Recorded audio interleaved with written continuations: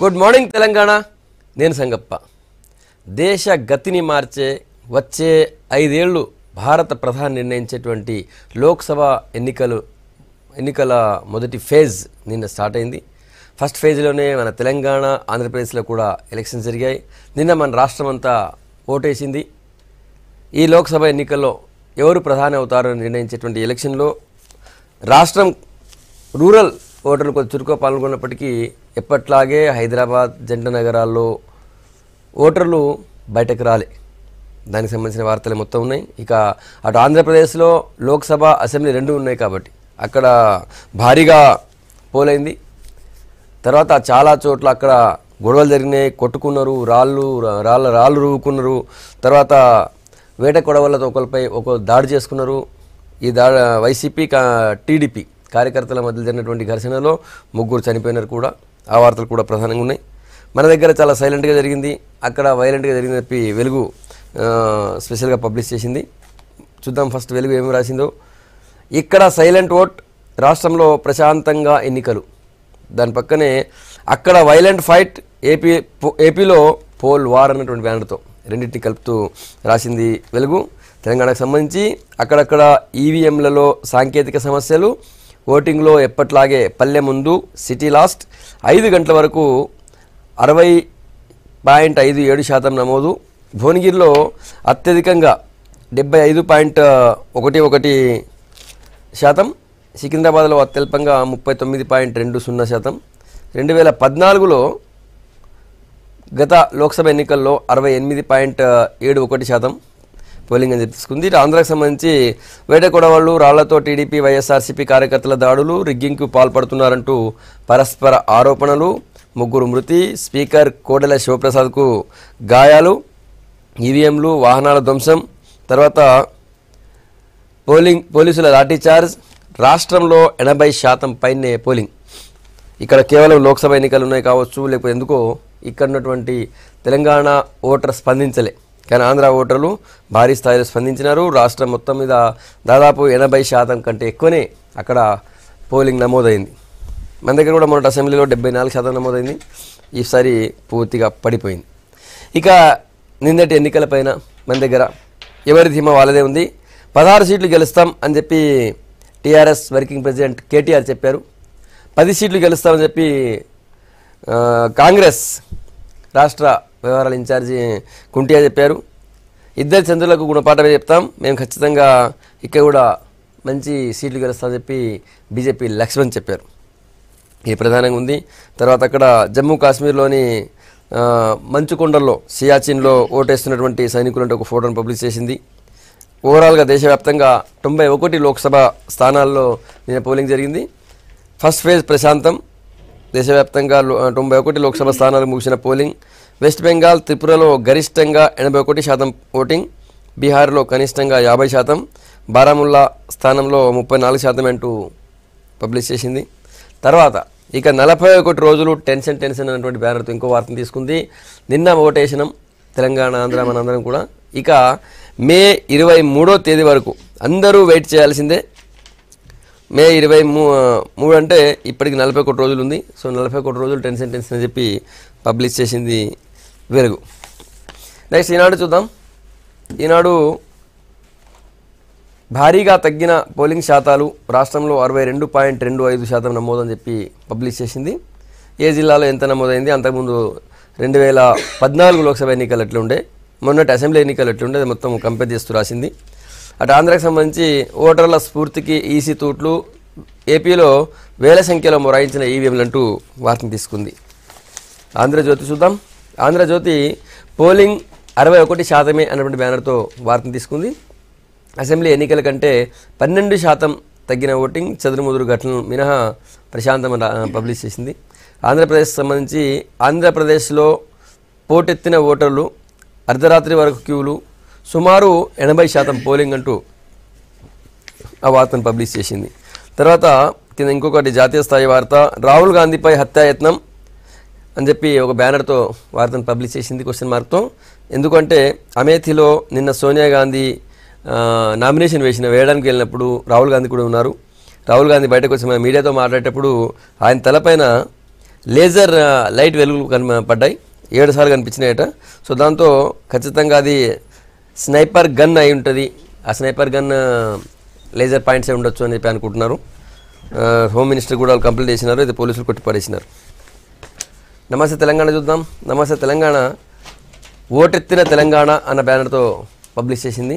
Polling కేంద్రాల ముందు ఓటర్ల బారులు, ఓటు చైతన్యాన్ని కొనసాగించిన పల్లె ప్రజలను బ్యానర్తో తీసుకుంది. మొత్తం రాష్ట్ర వ్యాప్తంగా 63.47 రాసింది. ఖమ్మంలో 75.61. ఇవి ప్రధానంగా ఉన్నటువంటి వార్తలు. ఇంతకుముందు తెలంగాణ, ఆంధ్రప్రదేశ్లో పోలింగ్ ఎట్ట జరిగింది? ముఖ్యంగా మన దగ్గర భారీగా పోలింగ్ తగ్గిపోయింది. 60 చివరి రిపోర్ట్ వచ్చేవరకు, ఎందుకంటే ఈవెన్ నిన్ననే రజత్ కుమార్ కూడా చెప్పారు, మొత్తం అన్నీ కలిపి రిపోర్ట్ రావాలంటే తెల్లారి వరకు రేపు నెక్స్ట్ డే రేపు ఇస్తామని చెప్పారు ఆయన. యాక్చువల్ అంటే ఈరోజు ఇస్తా అన్నారు. కానీ లాస్ట్ వరకు అందినటువంటి సమాచారం ప్రకారం ఈనాడు రాసింది 62.25% పోలింగ్ నమోదైంది అని చెప్పి. సో గతంతో పోలిస్తే భారీగా తగ్గింది. 73 చేంజ్ ఉండే లాస్ట్ మొన్న జరిగినటువంటి అసెంబ్లీ ఎన్నికల్లో. సో దాంతో పోలిస్తే కూడా 11 నుంచి 12% బాగా తగ్గింది. ఎందుకు తగ్గింది? 3 నెలల్లో ఏమైంది? అదొకటి. రెండవది, కొన్ని నియోజకవర్గాల్లో విపరీతంగా తగ్గింది. నిజామాబాద్లో మొన్నటి అసెంబ్లీ నియోజకవర్గాల్లో అసెంబ్లీ ఎలక్షన్లో 75.9% పోల్ అయితే ఈసారి జస్ట్ 54.2 అయింది. ఇక ఎప్పట్లాగే తక్కువ ఓటు వేసేటువంటి హైదరాబాద్లో ఇంకా తక్కువ వేసినారు. మొన్న 47.29% ఓటు వేసినారు. అంటే 50% కూడా వేయలేదని మనం మాట్లాడుకున్నాం ఇదే వేదిక నుంచి. ఈసారి ఇంకా తగ్గి 39.49%, 39.5% మాత్రమే ఓటేసినారు హైదరాబాద్లో. ఎందుకు ఈ స్థాయిలో పడిపోయింది?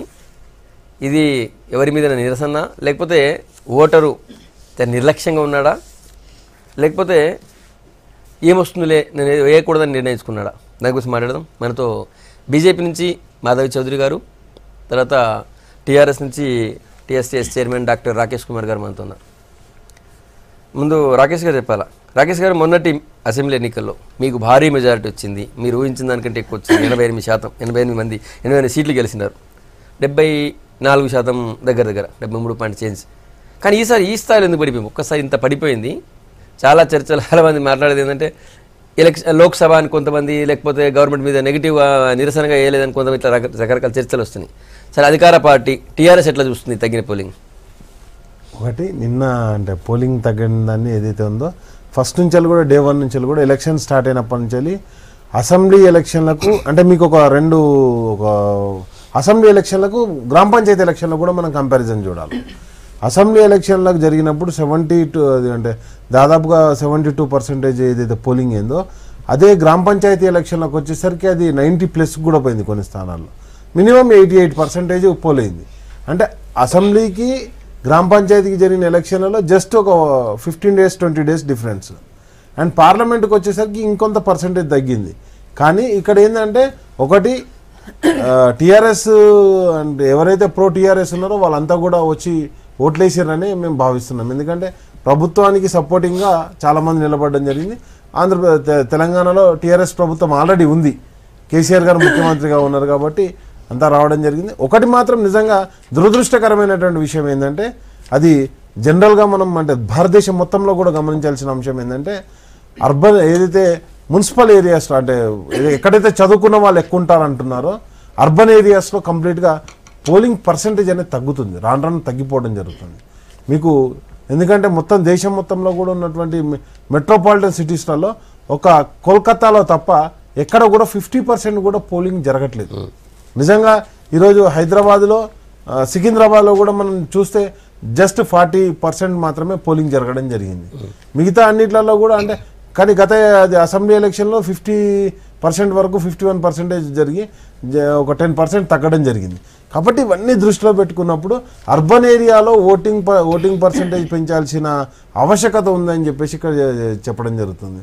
అండ్ నెక్స్ట్ ఏదైతే ఈరోజు పడ్డటువంటి ఓట్ అంతా కూడా ఏదైతే పర్సంటేజ్ ఆఫ్ ఓటింగ్ పోల్ అయిందో అది ఫుల్ ఫ్లెడ్జ్గా టీఆర్ఎస్ ప్రభుత్వానికి సపోర్టింగ్గా పోలింగ్ పడ్డదని చెప్పేసి మేము భావించడం జరుగుతుంది.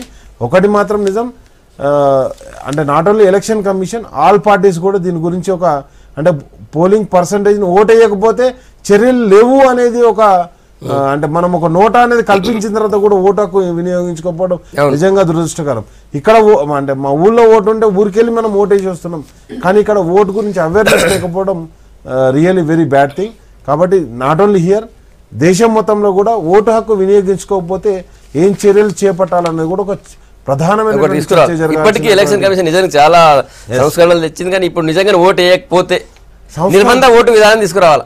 నిర్బంధం ఒకటి నేనేమంటానంటే, ఓటు వేయకపోతే ఏం కాదు అన్నది ఒక నిరాసక్తి ఒకటి. ఇంకోటి ప్రధానంగా మనం గమనించాల్సింది ఏంటంటే, ఓటు ఒక అంశం అయితే సమాజం పట్ల లేకపోతే సమాజంలో జరుగుతున్నటువంటి మార్పుల పట్ల పొలిటికల్ సిస్టమ్ పట్ల చాలా మందికి అవగాహన లేకుండా పోతుంది. అంటే మీన్స్ దాని గురించి పెద్దగా ఎవరైతే మాకేంది నా జాబ్ నేను చేసుకుంటున్నా కదా.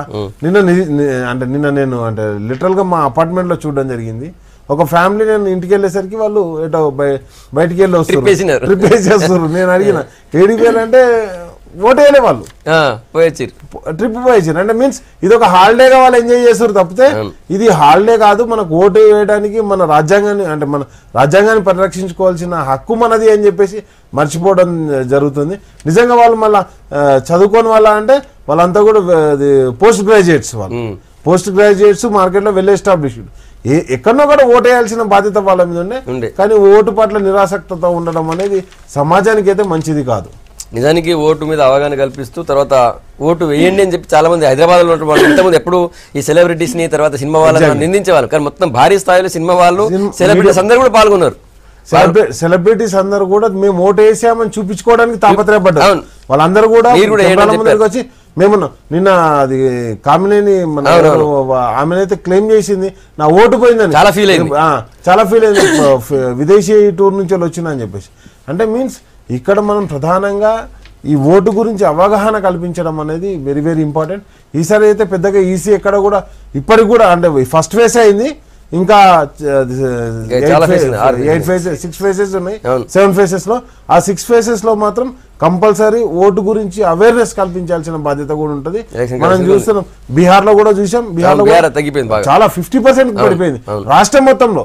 అంటే అంతా ఇంత కాదంటే 50% మాత్రం వేస్తున్నారంటే అక్కడున్న పర్సెంటేజ్ కూడా చూడాలి. బీహార్ పర్సెంటేజ్ అత్యధికంగా, ఏపీలో మాత్రం ఎక్కువ పర్సెంటేజ్ పోలేంది. మరి ఆ ఎక్కువ పర్సెంటేజ్ పోలేనటువంటి అంశం ఎటు సైడ్ డ్రైవ్ చేస్తానో కూడా మనం మాధవ్ చౌదరి గారు మీరు ఎట్లా చూస్తారు తగ్గిన పోలింగ్? అంటే సంగప్ప గారు దీనికి అనేక కారణాలు ఉండుండొచ్చు. ఒకటి ఎండాకాలం, ఒకటి అంటే కొంతమంది బయటికి రాకపోవడం, ఒకటి. రెండోది ఇందాక రాకేష్ గారు చెప్పినట్టు హాలిడే అంటే a day for outing but not for voting అన్నట్టు ఉంది.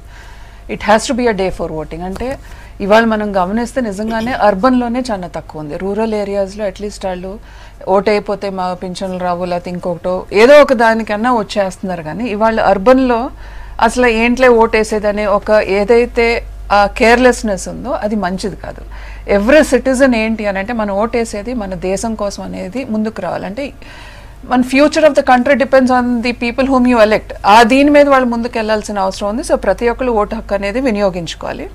దీనిపైన ప్రతి political party, even the election కమిషనే కాకుండా ఈవెన్ ద పొలిటికల్ పార్టీ కూడా ఒక అవేర్నెస్ తీసుకురావాలి. ప్రతి ఒక్కరు ఓటు వేయాలి అనే ఒక దీంతో వాళ్ళు డ్రైవ్ చేయాలి. కానీ మన స్కీమ్స్ మన పార్టీకి ఓటు వేయమని ఈ డ్రైవింగ్ అందరూ పొలిటిసైజ్ చేసుకోవడానికి క్యాంపెయిన్ చేసుకోవడానికి బాగానే ఉంటుంది, కానీ పొలిటికల్ పార్టీస్గా మనం కూడా we have to drive the voters towards voting. మీరు వచ్చి ఓటేయండి, అది మీ హక్కు అన్నట్టుగా అదొక responsibility as well as your duty. It's might be your right but it is your responsibility also. అంటే ఎక్కువ కాన్సన్ట్రేషన్ కూడా చేయాల్సిన అవసరం. So political parties, election commission, స్వచ్ఛంద సంస్థలు చాలా మంది కూడా వచ్చి ఓటేయాలని, సెలబ్రిటీస్ కూడా చాలా మంది వచ్చి చెప్పడం జరుగుతుంది. అదొక ఎత్తు అయితే. రెండోది కనుక మనం చూసుకుంటే తెలంగాణలో ఇప్పుడు దాకా ఎప్పుడు జమిలీ ఎలక్షన్స్ జరిగేది, అసెంబ్లీను. ఇది ఎప్పుడైతే అసెంబ్లీ ఎలక్షన్స్ అయిపోయినాయి, ఇదొట్టి పార్లమెంట్ అయ్యిందో డెఫినెట్గా కొంత పర్సంటేజ్ తగ్గే ఇదైతే ఉంటుంది. ఎందుకంటే ఇవాళ అసెంబ్లీ ఎలక్షన్స్ అంటే అందరూ కాన్సన్ట్రేషన్ దానిపైన ఉంటుంది. ఎమ్మెల్యేస్ ఏ నియోజకవర్గానికి ఆ నియోజకవర్గం వీళ్ళందరూ కాన్సన్ట్రేషన్ ఉంటుంది. సో కొంత అక్కడ కూడా ఎఫెక్ట్ అయ్యి ఉంటుంది. ఎందుకంటే it is just for a parliament అనే దీంతో కొంత లోకల్గా ఎవరన్నా ఇదిగా తీసుకున్నా కూడా అదొకటి ఎఫెక్ట్ అయి ఉంటుంది. ఇంకొకటి ఇవాళ ఆంధ్రప్రదేశ్, తెలంగాణ ఒకే టైంలో ఈ పార్లమెంట్ ఎలక్షన్స్ అంటే అక్కడేమో అసెంబ్లీ కమ్ పార్లమెంట్ ఇది జరుగుతాను. సో ఇక్కడ నుంచి కూడా చాలా మంది వెళ్ళటం అంటే మనం పేపర్లో కూడా చూసాము, టీవీ ఛానల్స్లో చూసాం ఎంతో మంది ఇక్కడ నుంచి వెళ్ళిపోయారని. సో ఓవరాల్గా అది కూడా ఒక ఎఫెక్ట్ అయి ఉండొచ్చు. ఎందుకంటే ఇక్కడ ఓటర్స్ అంటే ఇప్పుడు ఏమైందంటే మొన్నటి దాకా ఒట్టి ఒక చోట ఎలక్షన్ తర్వాత ఇంకొక చోట ఉండేది, ఇప్పుడు రెండు ఒకేసారి అక్కడ ఇక్కడ పెట్టేపాటికి సో డెఫినెట్గా కొంతమంది అక్కడికి రిజిస్టర్ చేసుకునే వాళ్ళందరూ ఇప్పుడు అటు వెళ్ళిపోయారు ఓట్ వేయటానికి అనేది చాలా క్లియర్గా అర్థమవుతుంది. అథెంటిక్ కాదు కానీ 16 నుంచి 17 లక్షల మంది ఓటర్లు పోయి ఉంటారు అని ఒక అంచనా. What ever it is, but still అది కొంత అంటే ఎంత పర్సంటేజో మనం చెప్పలేం కానీ కొంత అయితే డెఫినెట్ గా ఎఫెక్ట్ అయి ఉంటుంది ఇవాళ, కొంత అయితే డెఫినెట్ గా ఎఫెక్ట్ అయి ఉంటుంది. తర్వాత కంటిన్యూస్ హాలిడేస్ మూలాన్ని కూడా ఏముంది, ఇవాళ కూడా హాలిడే వచ్చింది కదా, ఓట్ అంటే ఒక హాలిడే, తర్వాత వీకెండ్ లాంగ్ వీకెండ్ తీసుకుని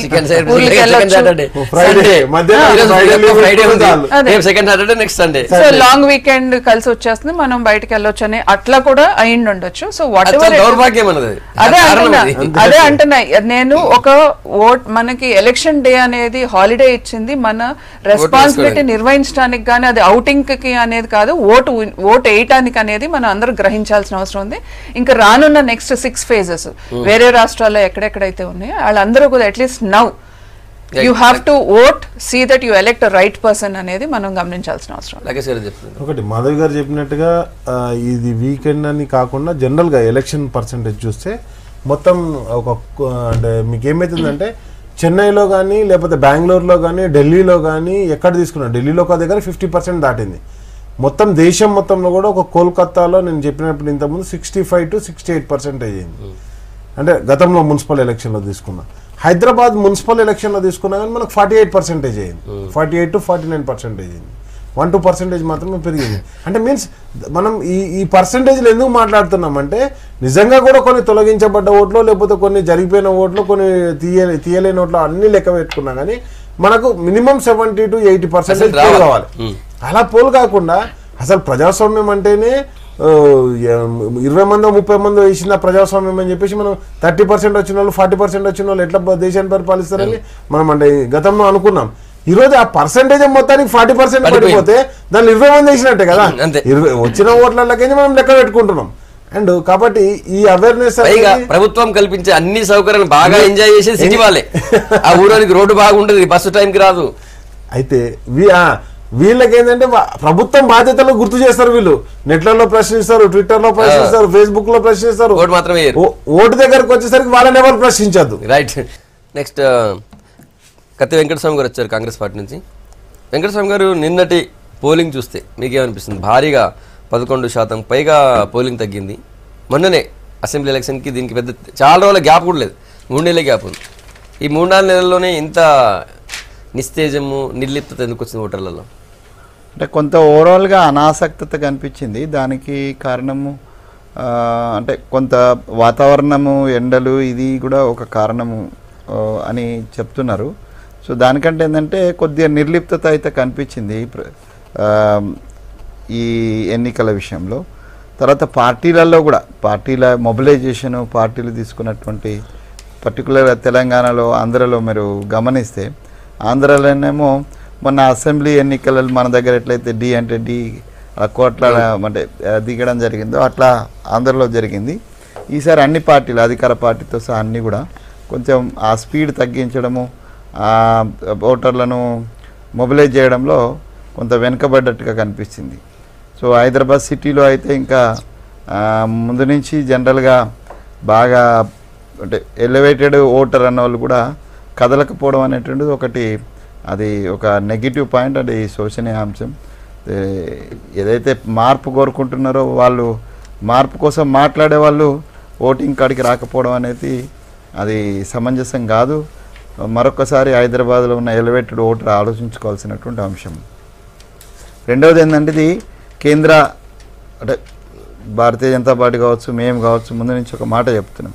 కేంద్రంలో ఒక ప్రభుత్వం ఏర్పాటు చేయడం మేము, లేదా భారతీయ జనతా పార్టీ మేము చేస్తాము. ఈ పాత్ర వీళ్ళు ఏవైతే 16 సీట్లు మాకు వస్తే మేము కేంద్రంలో చక్రం తిప్పుతాము అది అనే ఒక మాట ఏదంతో దానికి కౌంటర్గా జాతీయ పార్టీలు వీళ్ళ పాత్ర కొంత తక్కువ, దీంతో పెద్ద ఉపయోగం లేదు అనేటువంటి ప్రచారం ఏదైతే జరిగిందో దాన్ని కూడా కొంత లోకల్గా ఉన్నటువంటి అసెంబ్లీలో ఉత్సాహంగా పాల్గొన్నటువంటి వాళ్ళు కొంత నిర్లిప్తగా కనపరిచినట్టుగా అనిపిస్తుంది. ఓవరాల్గా ఏంటంటే మేముగా అంటే కాంగ్రెస్ పార్టీగా మేము చాలా చోట్ల అంటే అసెంబ్లీ ఎలక్షన్స్ అయిపోయి తర్వాత మాకు దెబ్బ మీద దెబ్బ పడుతూ వచ్చింది. మాకంతా నెగిటివ్, మా పార్టీ ఎమ్మెల్యేలు పోవడం, కొత్త ముఖ్య నాయకులు పోవడము, తర్వాత కింది స్థాయి వాళ్ళు కూడా చాలా దిక్కులో పోవడం, ఇవన్నీ కూడా పార్టీ మార్పుల వల్ల కొంత మేము డిఫెన్స్ తోటే స్టార్ట్ అయిన వాస్తవం చెప్పాలంటే. బట్ లాస్ట్ 10 days నుంచి మా శ్రేణులు కావచ్చు, లేకపోతే ప్రజల నుంచి మాకు వచ్చిన స్పందనను కావచ్చు, ఇవాళ నిన్న జరిగినటువంటి ఎన్నికలలో నా ప్రశ్న అదే, నిన్న వేసిన అతి తక్కువ మంది ఓటర్లు ఎవరు? ప్రభుత్వానికి ఫేవర్గా వచ్చి వేసిన వాళ్ళ, లేకపోతే ప్రభుత్వం ఏం చేస్తుంది చేసిన వాళ్ళ? మా అంచనా ఏంటంటే నిన్న మేము చాలా నియోజకవర్గాలకు సంబంధించి నిన్న సాయంత్రానికి రాత్రికి మేము కొంత సమీక్ష చేసుకున్న దాంట్లో మా కన్సాలిడేటెడ్ ఓటు ఏదైతే ఉందో రెగ్యులర్ సాంప్రదాయకంగా కాంగ్రెస్ పడుతున్న ఓటు అది కదిలింది మాకు. అది చాలా చోట్ల మాకు ఆ ఓటర్స్ అయితే కదిలినారు. సో దానివల్ల ఏంటంటే ఓటింగ్ పర్సెంట్ జరిగిన మాకు సంబంధించినటువంటి ఏదైతే ఓట్స్ ఏవైతే మా ఓట్ బ్యాంక్ అనుకోండి, లేకపోతే సాంప్రదాయంగా కాంగ్రెస్ వైపు వచ్చే ఓటు అయితే అది కదిలింది. అది మాకు ఒక ప్లస్ పాయింట్. దాని కారణంగా చాలా చోట్ల మా రిజల్ట్స్లో మేము చాలా ముందంజలో ఉండే అవకాశం ఉన్నది. మేము ఏదైతే నెగిటివ్ ప్రచారం జరిగిందో అంటే కాంగ్రెస్ అసలు పోటీనే లేదు అనేటువంటి దానికి భిన్నంగా రేపు రిజల్ట్స్ తప్పనిసరిగా మేము చాలా చోట్ల పర్ఫార్మెన్స్ చాలా బాగుండే అవకాశం ఉంది. డెఫినెట్గా మేమే అంటే గతంలో ఎక్స్పెక్టేషన్ కంటే మేము more seats we are going to back in this election. Okay Madhav గారు, ఇంతకుముందు రాకేష్ గారు మాట్లాడుతూ టీఆర్ఎస్ మీద అభిమానం ఉన్న వాళ్ళు టీఆర్ఎస్ వాళ్ళే వచ్చి ఇంట్లో నుంచి బయటకు వచ్చి ఓటు వేసినారు అన్నారు. సో మరి ఓటు వేసిన హైదరాబాద్లో 39% అయితేంది, సికింద్రాబాద్లో 45 అయితేంది, చేవెళ్ళలో 53 అయితేంది, వీళ్ళందరూ కూడా మల్కాజ్గిరిలో 42. సో వీళ్ళందరూ కూడా ఎవరు? వాళ్ళైతే మా వాళ్ళు అంటున్నారు టీఆర్ఎస్ వాళ్ళు. 23rd తెలుస్తుంది, May 23rd ఎవరికి ఎందుకంటే ఆబ్వియస్లీ వాళ్ళ ధీమా వాళ్ళు చెప్పుకోవచ్చు. కానీ డెఫినెట్ గా ఇవాళ బీజేపీ అంటే ఒక సైలెంట్ ఓటింగ్ జరిగింది ఇక్కడ. ఇవాళ నరేంద్ర మోదీ గారిని చూసే సెంటర్లో అంటే ఇవాళ డెఫినెట్ గా దేశానికి కావాల్సిన లీడర్ ఎవరు అంటే నరేంద్ర మోదీ గారు అని చెప్పి సైలెంట్ ఓటింగ్ బాగా జరిగింది. ఇవాళ తెలంగాణలో మాకు గతంలో ఒక ఎంపీ ఉంది, మీరు చూడండి డెఫినెట్గా చాలా మంచి రిజల్ట్ వస్తుంది. ఎవరు ఎక్స్పెక్ట్ కూడా చేయరు అంటే ఇంత సైలెంట్ ఓటింగ్, క్రాస్ ఓటింగ్ పడిందా బీజేపీకి అనేది మీరు చూస్తారు. అంటే ఇవాళ మీరు అటు నిజామాబాద్ కానివ్వండి, నిజామాబాద్ మీరు అందరూ చూసారు, వైరల్ కూడా అయింది ఒక వీడియో. కవిత గారు ఓటింగ్ కానీ పోలింగ్ బూత్ దగ్గరికి వస్తే మహిళలు ఎలా ప్రశ్నించారో కవిత గారిని అనేది కూడా అది కూడా వైరల్ అయింది వీడియో. ఏది పోలింగ్ బూత్ దగ్గర మహిళలు ప్రశ్నించారు, నువ్వు ఏం చేసావని వచ్చావమ్మా అది ఇది. సో సైలెంట్ ఓటింగ్ అనేది బీజేపీకి ఫేవర్గా బాగా పడింది ఒకటి తెలుస్తుంది. అది నిజామాబాద్ కానివ్వండి, మహబూబ్ నగర్ కానివ్వండి, సికింద్రాబాద్ కానివ్వండి, ఆదిలాబాద్ కానివ్వండి, కరీంనగర్ కానివ్వండి, మెదక్ కానివ్వండి, ఓవరాల్గా కొంచెం అంటే చూసుకుంటే మల్కాజిగిరి కానీ ఇదంతా silent voting in favour of BJP అనేది. అంటే సెంట్రల్లో మళ్ళీ నరేంద్ర మోదీ గారు రావాలి అనే ఒక దీంతో సైలెంట్ ఓటింగ్. ఓవరాల్గా తెలంగాణలో మా ఓటింగ్ పర్సంటేజ్ గణనీయంగా పెరుగుతుంది and will get good number of seats, very good number of seats. ఇవాళ టీఆర్ఎస్ ఆబ్వియస్లీ చెప్పుకోక తప్పదు, ఎందుకంటే కేసీఆర్ గారు 16 మాయే అన్నారు. మరి 16 రాని పక్షంలో మరి కేసీఆర్ గారు తప్పుకుంటారా, కేటీఆర్ గారు తప్పుకుంటారా ఏంటి అనేది కూడా రాకేష్ గారు తర్వాత చెప్పారు. రాజకీయాల్లో ధీమా వ్యక్తం చేయడం కామన్ అది. తర్వాత దానికి కట్టుబడి ఉండేటోళ్ళు ఎవరు ఉండరు ఛాలెంజ్ లైక్. ఒకటి రాకేష్ గారు, నిజామాబాద్లో నిన్న అంటే రాత్రి 12-12:30 వరకు వచ్చినటువంటి రిపోర్ట్ చూస్తే 54.2% పోల్ ఉంది. చాలా చాలా తక్కువ ఉంది.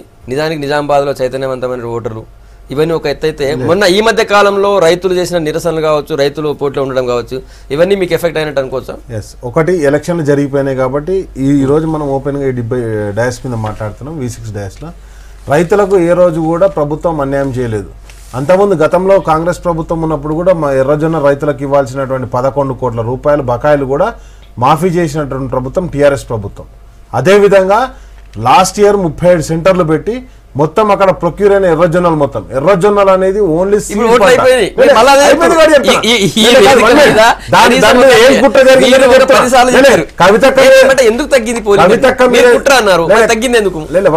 నేను కవితక్క మీద జరిగినటువంటి కుట్రని చెప్తున్నా. నేనేమంటున్నా అంటే అక్కను వాంటెళ్ళి ఆల్రెడీ మేము టీఆర్ఎస్ ప్రభుత్వం గెలిచింది.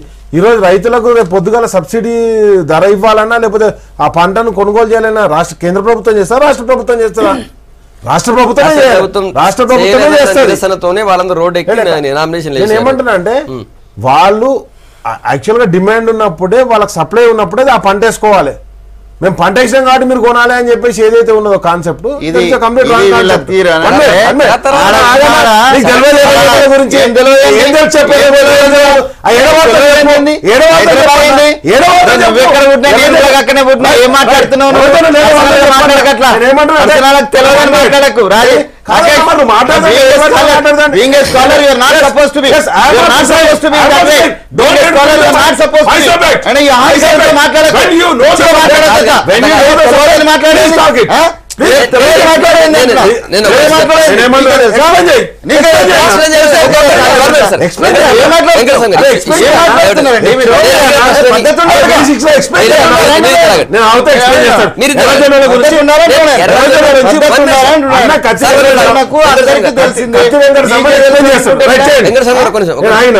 రాకేష్ గారు ఒక్కొక్కరు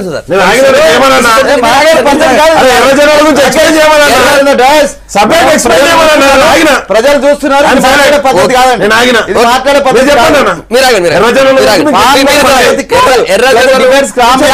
ఈ రకమైన మాట్లాడితే రామ్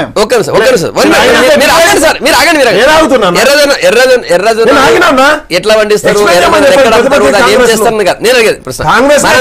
ఎర్రజొన్నల మీద ఇదే వేదిక మీద మీరే ఒక 10 సార్లు చెప్పిండ్రు ఎర్రజొన్న రైతులకు మీరేం చేసినారు అవన్నీ మీరు చెప్పినారు ఎలక్షన్ కంటే ముందు ఇప్పుడు ఎలక్షన్ అయిపోయినాయి మీరు ఇప్పుడు చెప్పినా కూడా మళ్ళీ వాళ్ళ చోటేసే అవకాశం ఎందుకు తగ్గింది నేను అడిగేది నిజామాబాద్ లో మీ నిజానికి మొన్న ఎన్నికలు 2000 నిజామాబాద్ లో మొత్తం ఫైనల్ 2014లో మొత్తం సీట్లు మీయే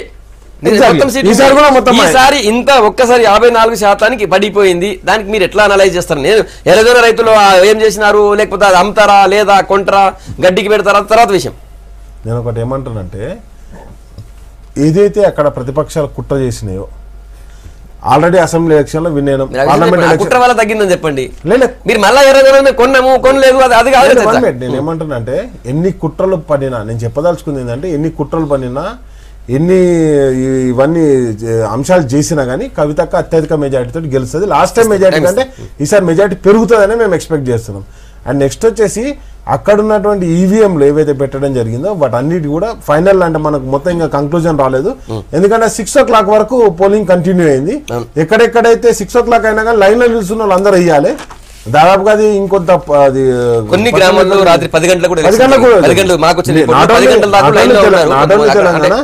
ఆంధ్రలో కూడా జరిగినాయి అట్లా నేను ఏమంటున్నానంటే కానీ ఒకటి మాత్రం గర్వంగా చెప్పుకుంటున్నాం మేము ఇక్కడ ఆంధ్రప్రదేశ్ ఎలక్షన్లతో కంపేర్ చేసినప్పుడు 2 ప్రాంతాలు ఇప్పుడు మేడం గారు చెప్పినట్టు ఎలక్షన్ 2 చోట్ల జరిగినా కానీ ఇక్కడ చాలా ప్రశాంతంగా పీస్ఫుల్ గా అందరూ కూడా ఓటు హక్కును వినియోగించుకోవడం జరిగింది కానీ ఆంధ్రప్రదేశ్ లో మాత్రం అలాంటి సిచ్యువేషన్ లేదు అండ్ నెక్స్ట్ వచ్చేసి లా అండ్ ఆర్డర్ విషయంలో వచ్చేసరికి కూడా Telangana far better with comparing to Andhra ఎందుకంటే అసెంబ్లీ ఎలక్షన్లు కూడా అంతే మంచిగా జరిగినాయి సర్పంచ్ ఎలక్షన్లు కూడా అట్లనే జరిగినాయి ఈరోజు పార్లమెంట్ ఎలక్షన్లు కూడా అట్లనే జరిగినాయి కాబట్టి వీఆర్ ఇక్కడ ఉన్నటువంటి రాష్ట్ర ప్రభుత్వం ఆ విషయంలో పర్టికులర్గా ఎలక్షన్లను సమర్థవంతంగా సైలెంట్గా నడిపించడంలో విజయవంతమైనమనేది మేము భావిస్తున్నాం అలాగే 15 లక్షల ఓటర్లు ఉన్నటువంటి నిజామాబాద్లో నిజానికి చైతన్యం ఉంది మొత్తం అంతకుముందు మొత్తం మీ పార్టీకే గెలిచినారు కానీ ఈ స్థాయిలో పోలింగ్ పడిపోయింది అంటే రైతులు నిరసన వ్యక్తం చేశారు రైతులందరూ కూడా నామినేషన్ వేశారు అది మీకు ఎఫెక్ట్ అయింది అనుకుంటున్నారు లేదా ఇప్పుడు అయిపోయింది ఎలక్షన్ అయిపోయింది ఓపెన్ గా అనలైజ్ చేసుకోండి ఓపెన్ గా మేము ఏమంటున్నామంటే లాస్ట్ టైం కంటే కవితక్కకు మెజారిటీ ఎక్కువ వచ్చి గెలుస్తా అని చెప్తున్నాను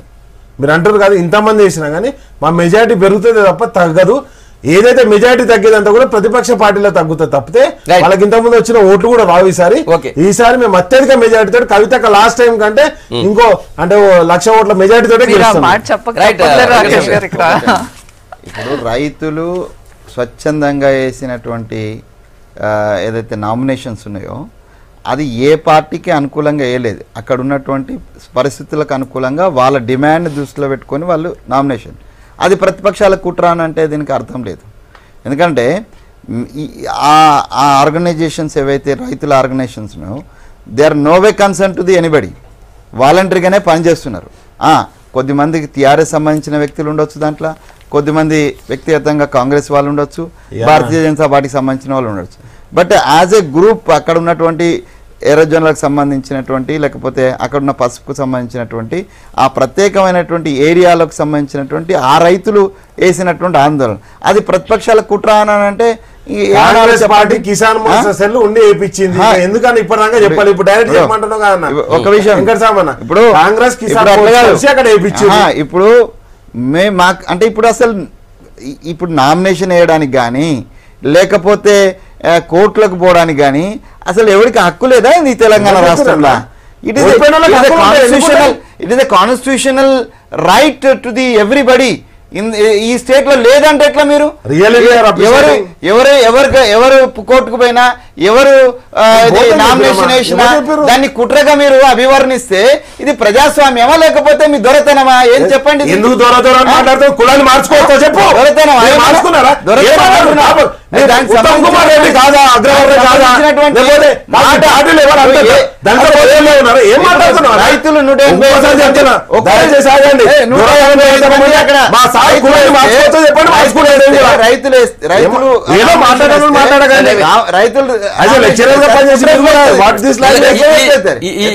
ఈ విషయాలను కూడా మీరు అసెంబ్లీ ఎన్నికలు చెప్పినారు, అసెంబ్లీ రిజల్ట్ ఇచ్చారు. ఇప్పుడు మారింది, ఇప్పుడు పోలింగ్ తగ్గింది. ఈ పోలింగ్ తగ్గిందంటే ఏదైనా ఉందా, ఆ ప్రభావం ఉందా అనేది నేను అడుగుతున్నది.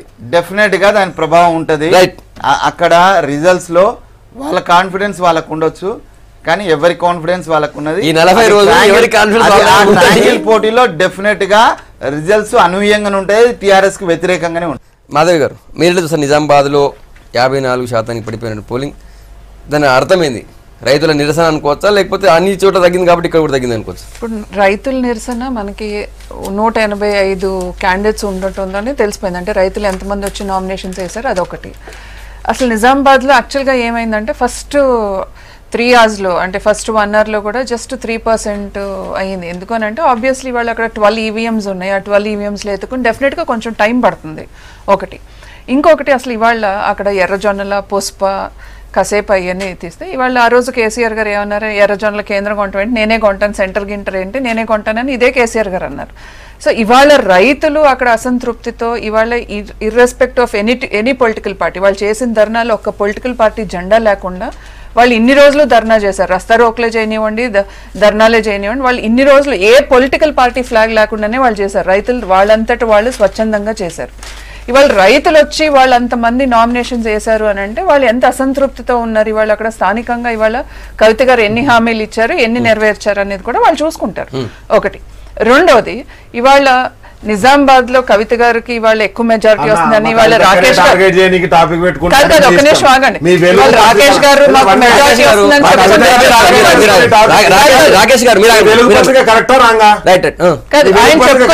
ఆయన చెప్పుకున్నట్టు మెజారిటీ వస్తుందో రాదో వెలుగులో ఇగో ఇక్కడ ఉన్నటువంటి పర్సంటేజ్ మెదక్ ఏది నిజామాబాద్ లో జరిగినటువంటి మాట్లాడేటప్పుడు నేను మాట్లాడలేను. ఒక నిమిషం ఆగండి, నేను మాట్లాడినాక మాట్లాడండి. ఎందుకంత అసహనం,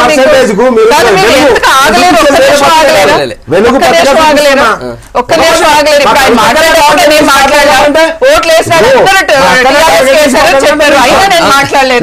ఒక్క నిమిషం ఆగచ్చు కదా, ఎందుకంత ఇది మీకు? ఒక 2 నిమిషాలు ఆగండి, ఇవాళ ఒక 2 నిమిషాలు ఆగండి, 2 నిమిషాలు ఆగండి, ఒక 2 నిమిషాలు ఆగండి, నేను మాట్లాడేది కంప్లీట్ చేయనివ్వండి. 69, 68 మీరేదో దాన్ని 42 కు తీసుకపోయి 52 కు తీసుకపోయి 38 పత్రికలో 54 వచ్చింది. చెప్పండి, వేరే అడగట్లేదు. 68 అయితే ఓకే, నేను కాదు 68 మీ పత్రిక రాసింది, 54 ఈనాడు రాసింది. నేను ఒకటి చెప్తున్నా, ఇవాళ పర్సెంటేజ్ అన్ని నియోజకవర్గాల గురించి మాట్లాడదాం. మీరు నిజామాబాద్ గురించి ప్రత్యేకంగా అంటే ఇక్కడ డిఫరెంట్ గా నిజామాబాద్ ఎన్నికని యావత్ దేశమే డిఫరెంట్ గా చూసింది. నేను కరెక్షన్ చేస్తున్నాను, కానీ నిజామాబాద్ ఎన్నికని యావత్ దేశం డిఫరెంట్ గా చూసి తప్పకుండా మమ్మల్ని నిజామాబాద్ ఎలక్షన్ చూసింది. ఎందుకంటే అంతమంది రైతులు వచ్చి వాళ్ళు అక్కడ వేశారు. ఇవాళ ఈవీఎంస్ ఉన్నాయి అని అంటే ఇట్ ఇస్ అండర్స్టూడ్. సెంట్రల్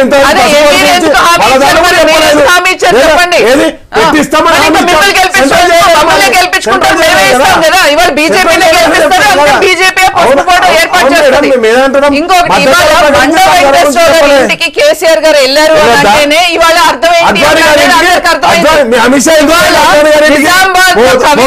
ఇవాళ మండ వెంకటేశ్వర గారి ఇంటికి కేసీఆర్ గారు వెళ్ళారు. ఇవాళ మెజారిటీ పెరుగుతుందా తగ్గుతుందా అనేది జనాలకి తెలుసు.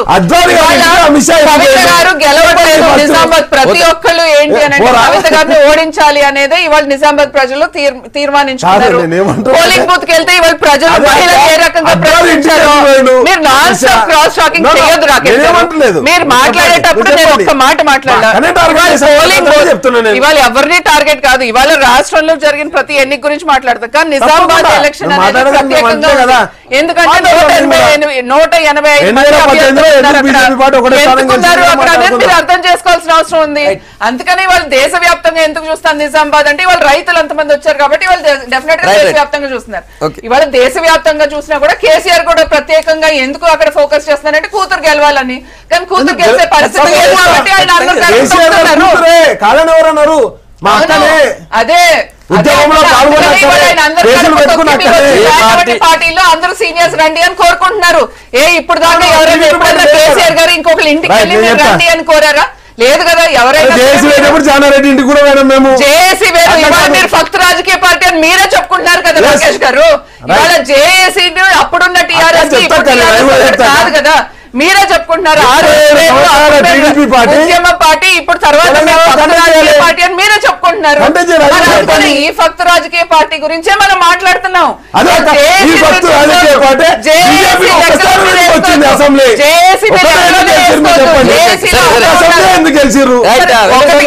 గెలిచినా గెలవపోయిన కేసీఆర్ గారు బయటికి రావాలైతే మేము చెప్పలేదు కదా. బీజేపీ పార్టీని ఒప్పుకోగానే ఒక స్థానం గెలిపించారా? ఆ ఒక్క ఎమ్మెల్యే కూడా మోడీ సభకు రాకుండా పోయిండు. అది కూడా ఎప్పుడు మరి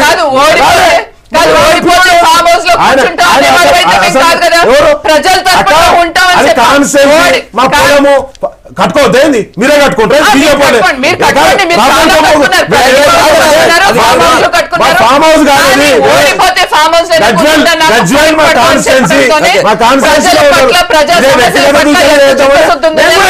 పాకిస్తాన్ కాలేదో మొక్కిరాలే కదా మేము.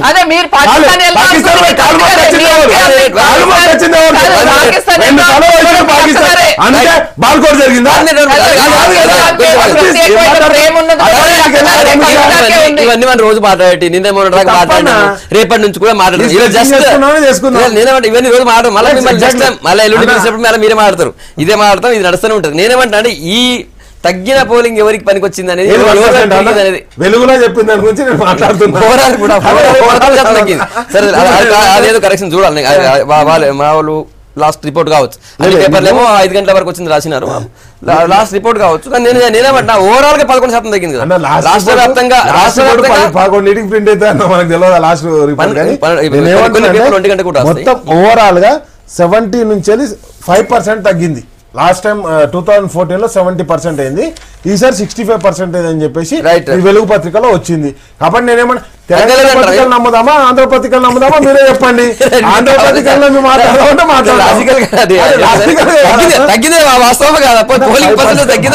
తగ్గింది. ఆంధ్ర పత్రికలు నమ్మట్లేదు, తెలంగాణ